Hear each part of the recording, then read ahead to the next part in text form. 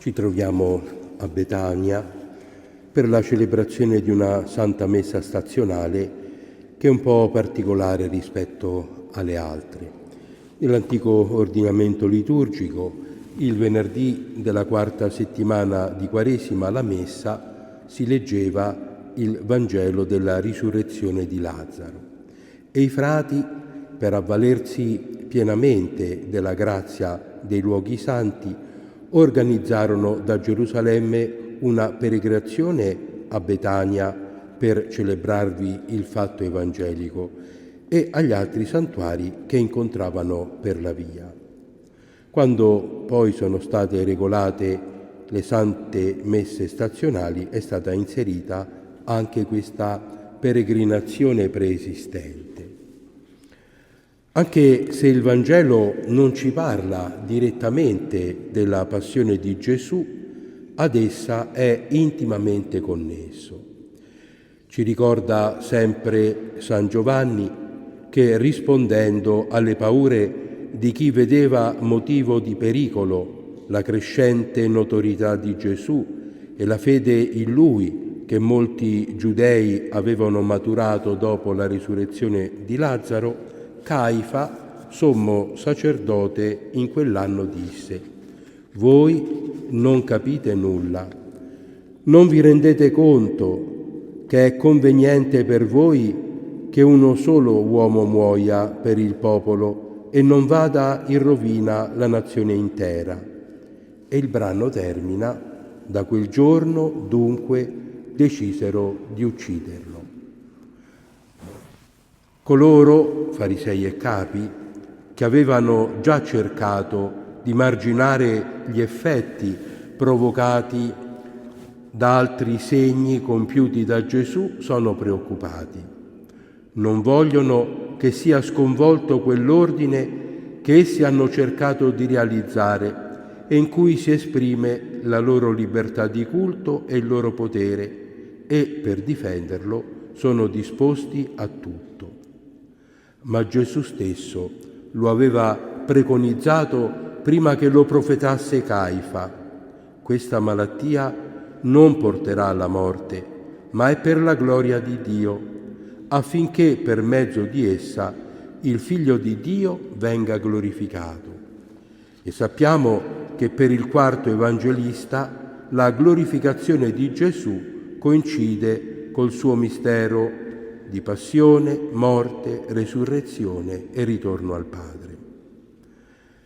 San Giovanni, che i cristiani d'Oriente chiamano Giovanni il teologo, non parla di miracoli, ma di segni. 7 narrazioni che vogliono rivelare qualcosa di nascosto, che è essenzialmente l'identità di Cristo e la sua origine dal Padre.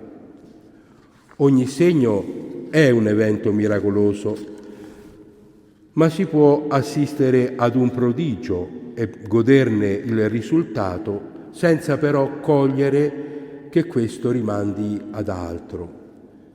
È quanto Gesù stesso richiama a Cafarnao alla folla: in verità io vi dico, voi mi cercate non perché avete visto dei segni, ma perché avete mangiato di quei pani e vi siete saziati».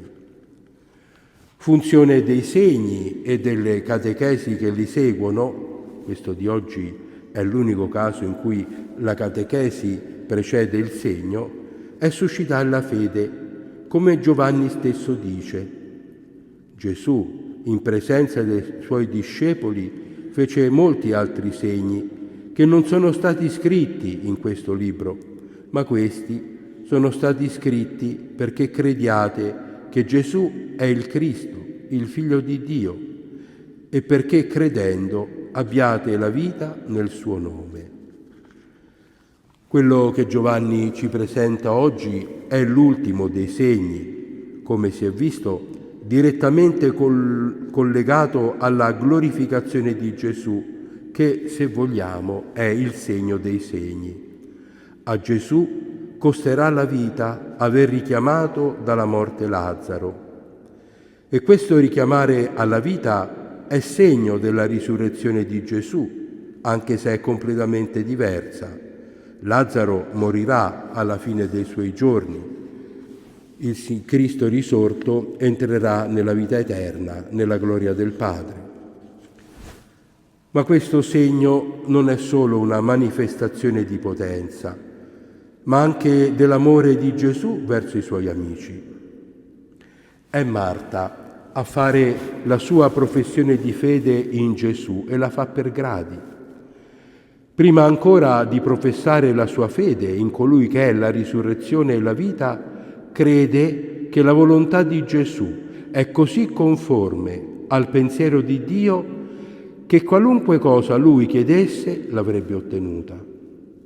E dopo che Gesù si presenta risurrezione e vita, gli rispose: «Sì, o Signore, io credo che tu sei il Cristo, il Figlio di Dio, colui che viene nel mondo». Ogni affermazione del Signore coinvolge chi ascolta e lo pone davanti a una scelta. Come Marta, così ogni uomo che ascolta ode la voce del Cristo che lo interroga: credi? Particolarissimo in questo segno che manifesta tutta la divinità di Gesù e il suo potere sulla morte è la manifestazione del suo turbamento legato all'umanità. Ma anche questo è segno.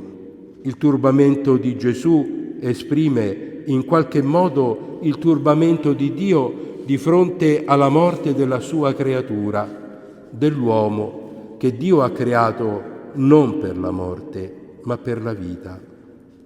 E dopo la commozione il comando: togliete la pietra, togliete tutto ciò che separa il mondo dei morti dal mondo dei vivi, quello che sigilla la morte come qualche cosa di definitivo, da cui non c'è ritorno.